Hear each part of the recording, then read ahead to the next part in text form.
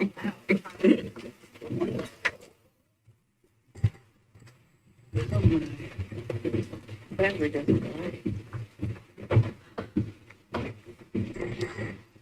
thank you, everyone.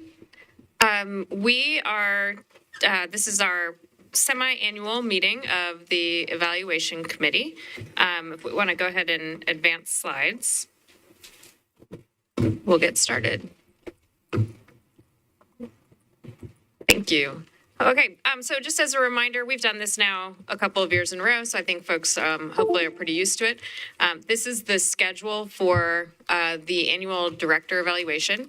And you can see in the highlighted bullet point here where we are is that each of the board members has had the opportunity in Q1 and Q2. So literally the end of the first quarter of the school year and the end of the second quarter of the school year, we receive formative progress reports from Dr. Battle.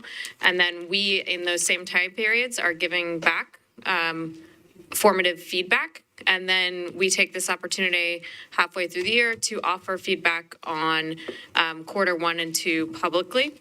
And then we'll do the same thing again for quarters 3 and 4. In the summer, we'll do another one of these type of sort of midterm evaluations and then a final summative evaluation once we have all of the data back, which usually happens sometime in the fall.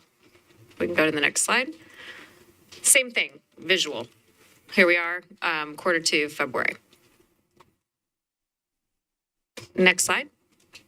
And the next slide. Okay, so one thing I want to just be really clear on, and I'll say this a couple of times, we're reviewing Q1 and Q2, which means everything that happened up until the end of the first semester, which is up until the end of December. And so when we do this, we, again, Dr. Battle completes a self-evaluation looking at each of the 4 focused outcomes: literacy, numeracy, social emotional learning, and transitions.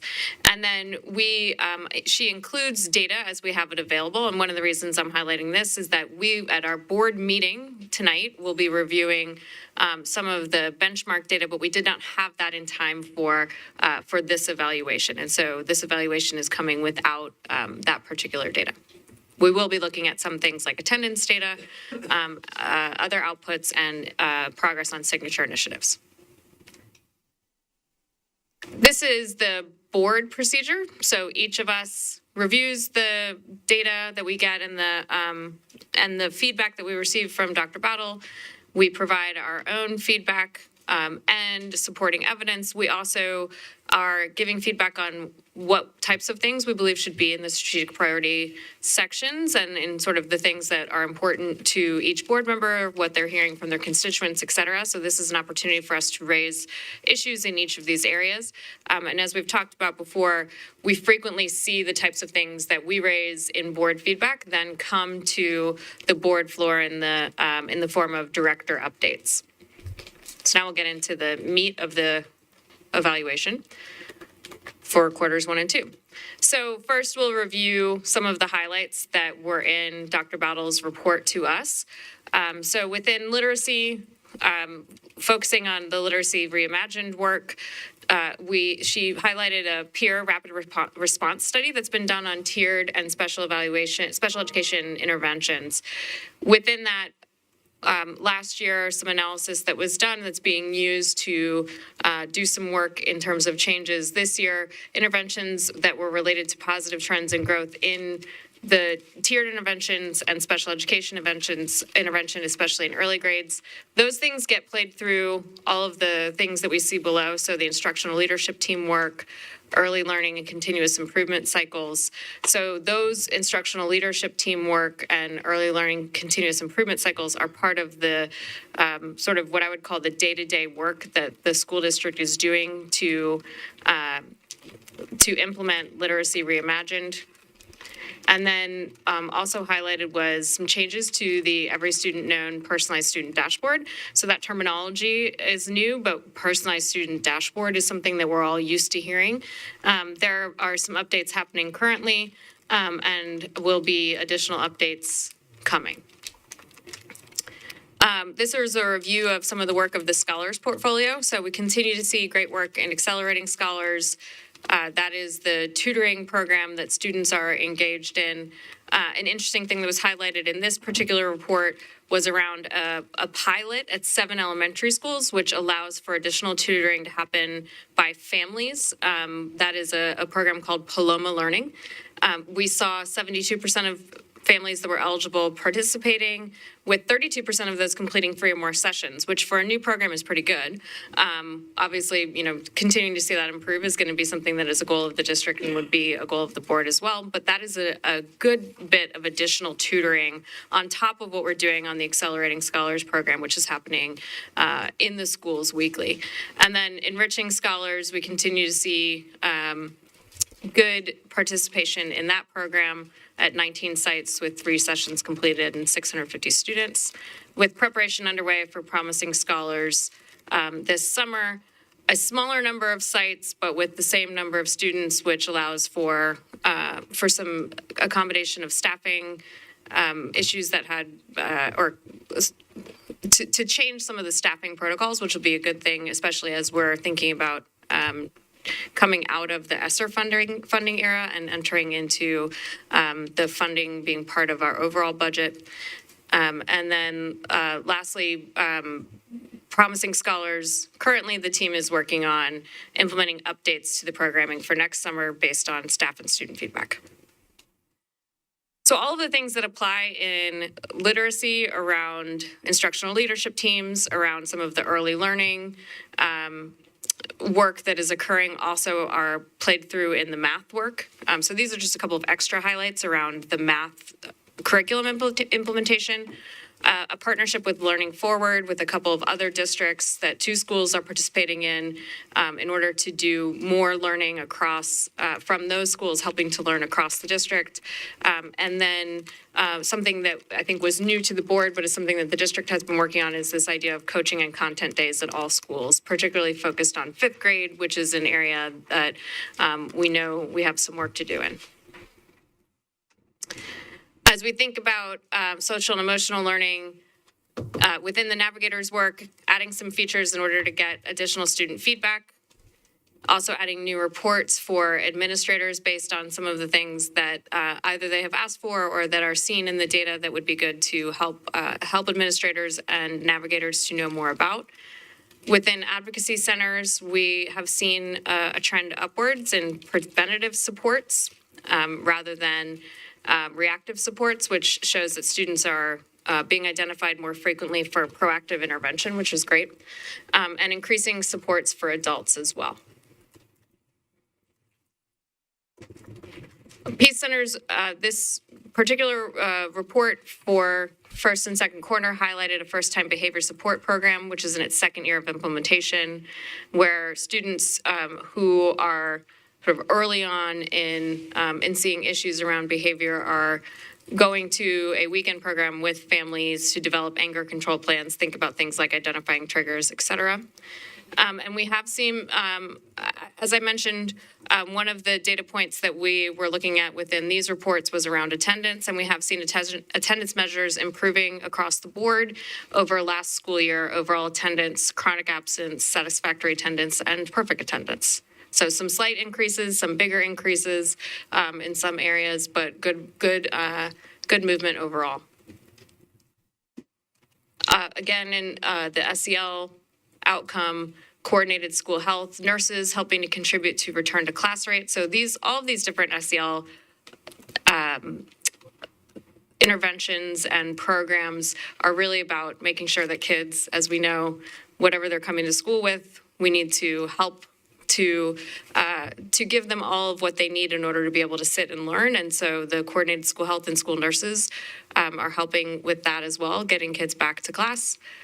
And then the last thing in this section was the Every Student Known Summit, which some of us attended alongside a number of students, 200 students and 40 caregivers, more than 40 caregivers. And at that event, students continued to also highlight some of the things around mental health awareness, they are pleased with what they're seeing at their schools in terms of offering them multiple opportunities to be involved in decision making. But that's always something that they are also eager to have the ability to give additional feedback on. And I know that Dr. Battle has followed up with students both from this summit and from her student leadership cabinet to actually go and see some of the things in action that they have raised for her. Lastly, in the director's report on transitions, in Metro Schools Reimagined, a highlighting of the focus on MLK and HEAD communities around grade configurations, but those types of transition conversations are happening at schools across the district. And then, as we are always excited about university MNPS offering scholarships to our qualified students to Belmont, Fisk, Lipscomb, TSU, and Vanderbilt, and we're seeing those programs get started, and we'll be eager to see how those things shake out come admissions and financial aid in the spring.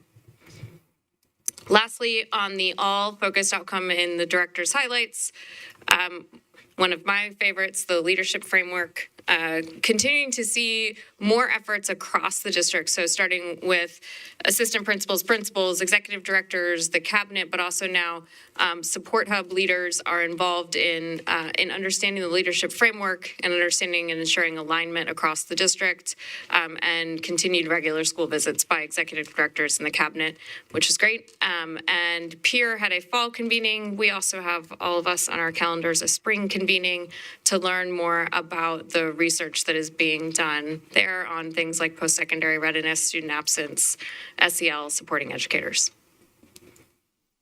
And any questions or discussion before I go into things that were in our feedback to Dr. Battle? Great. So these are some of the considerations and things that the board was excited to highlight and had things that we want to know more about. So first on literacy, I think lots of comments around the Every Student Known dashboard. Folks were excited about the addition of the screener data. I think we're always eager to see more be added there. I know a number of us who are parents use that pretty regularly as well. And the additional opportunities for families to engage in tutoring the Paloma Learning got a number of responses from board members on excitement.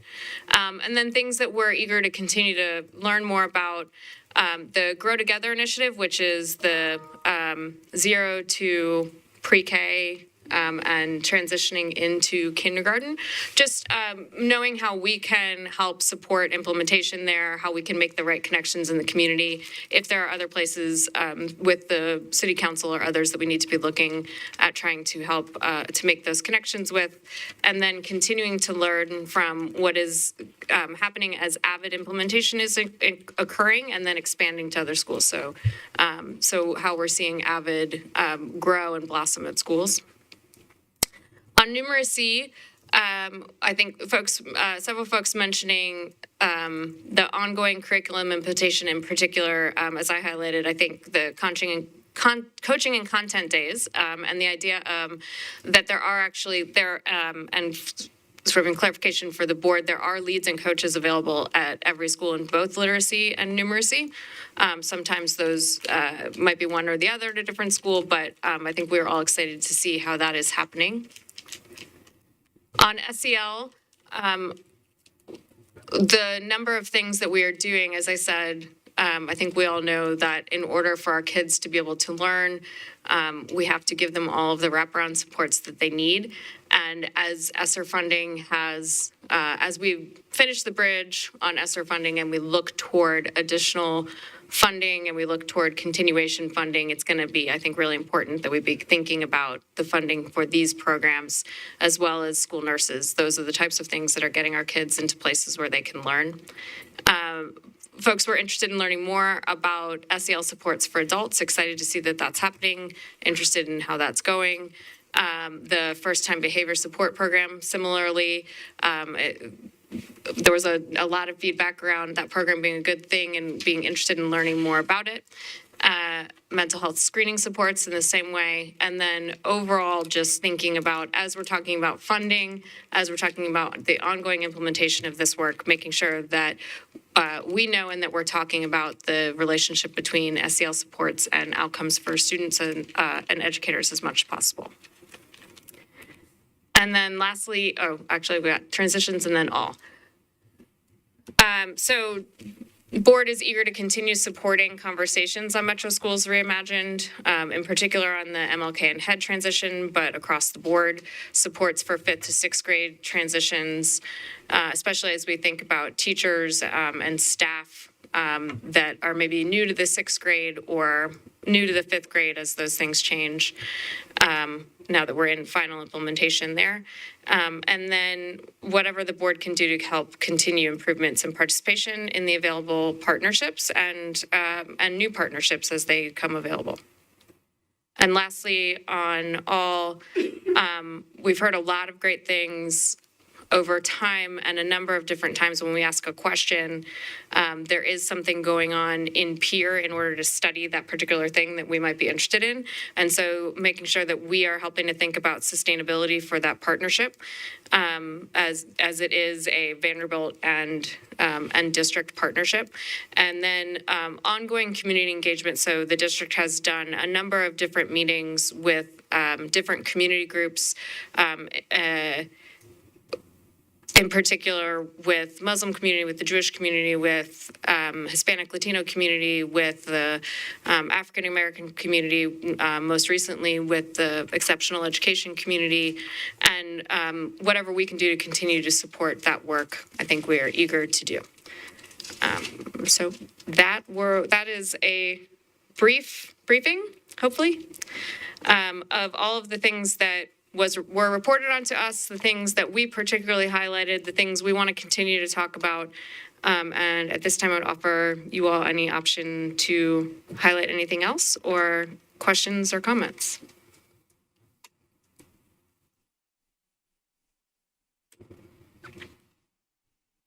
Well, hopefully everybody sees their feedback included in here. That is one of the goals of these presentations. Yes, Dr. Nabat McKinney. I just want to thank Board Member O'Hara Block for taking the lead on evaluation and really working hard to reflect all of our viewpoint. I know evaluation can be tough, and synthesizing all of that information so that it's concise yet representative of our feedback is critically important. So thank you. And thank you for the continued work you continue to do in our district, Dr. Battle.